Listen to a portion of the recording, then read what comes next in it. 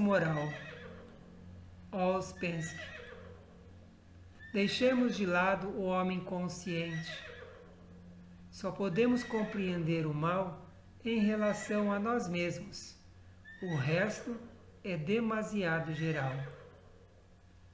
Pois encontramos em nós mesmos características e tendências contrárias à consciência, que reforçam a resistência. Esse mal está em nós mesmos. Vocês verão que o mal só pode manifestar mecanicamente. É necessário muito tempo para compreender isso plenamente.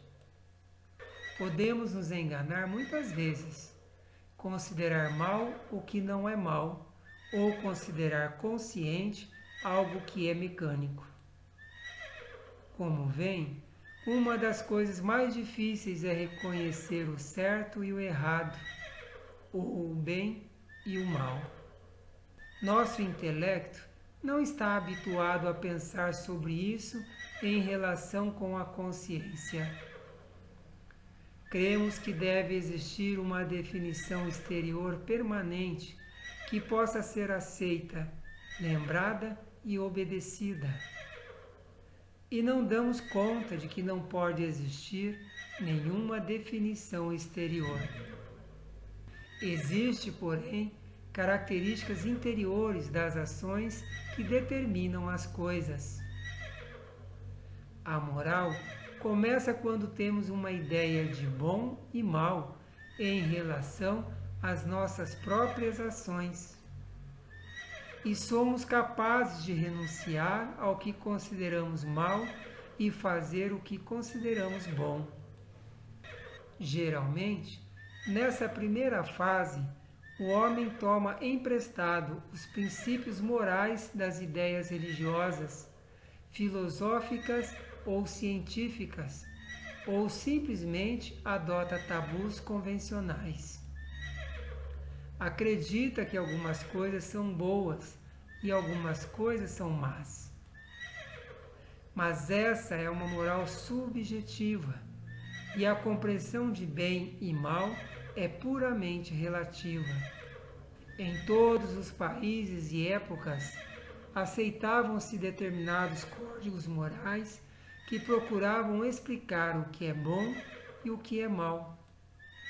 Mas se tentarmos comparar as teorias existentes, veremos que todas elas se contradizem mutuamente e estão em si mesmas cheias de contradições. Não existe tal coisa como a moral geral, pois muitos códigos morais se edificaram em cima do ato de matar. Tudo o que se conhece sobre a moral comum está repleto de incongruências.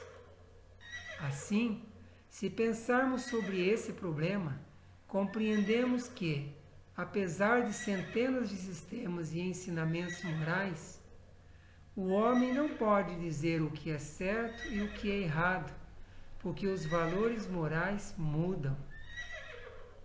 Ao mesmo tempo, os homens podem se dividir em duas categorias. Existem os que não têm qualquer ideia de certo e errado, pois acreditam que tudo o que têm contempla o senso moral.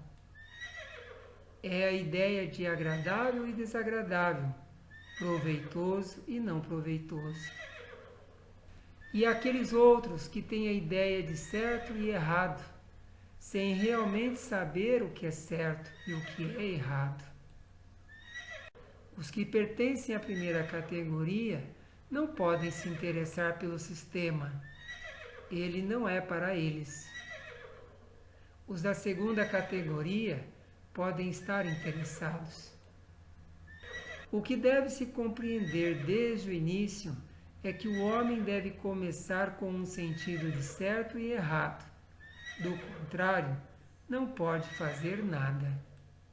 Depois, ele deve ser suficientemente cético em relação à moral ordinária e compreender que não há nada de geral ou estável nos princípios morais comuns.